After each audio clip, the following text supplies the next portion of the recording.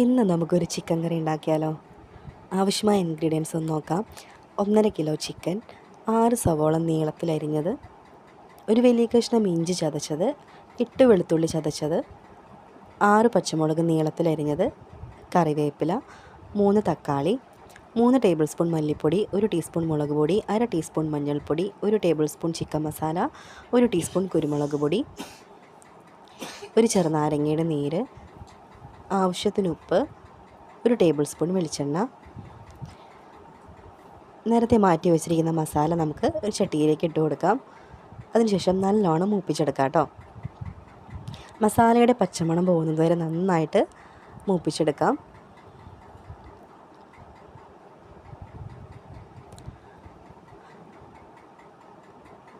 ചിക്കനിലേക്ക് അരിഞ്ഞു വെച്ചിരിക്കുന്ന സവോളയിൽ നിന്ന് പകുതിയും, ഇഞ്ചിയിൽ നിന്ന് പകുതിയും, വെളുത്തുള്ളിയിൽ നിന്ന് പകുതിയും, പച്ചമുളകിൽ നിന്ന് പകുതിയും, ആവശ്യത്തിന് കറിവേപ്പിലയും,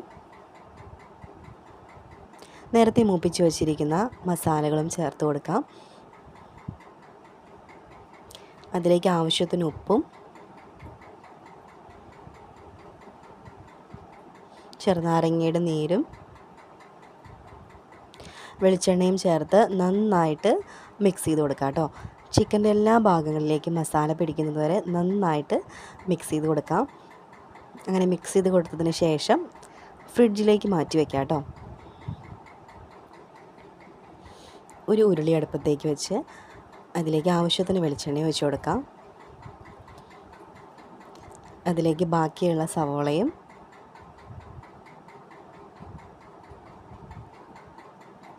വെളുത്തുള്ളി, ഇഞ്ചി, പച്ചമുളക്,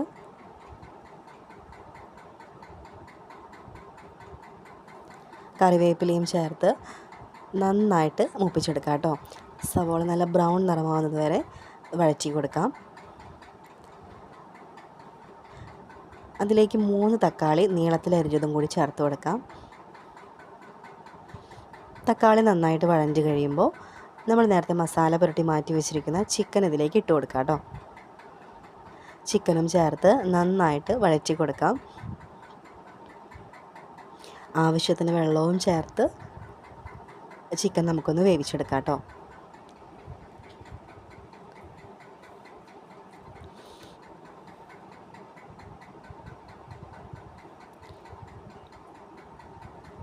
അങ്ങനെ നമ്മുടെ സ്വാദിഷ്ടമായ ചിക്കൻ കറി റെഡി ആയിട്ടുണ്ട് കേട്ടോ. അപ്പോൾ അത്രയേ ഉള്ളൂ. Okay, thank you, by.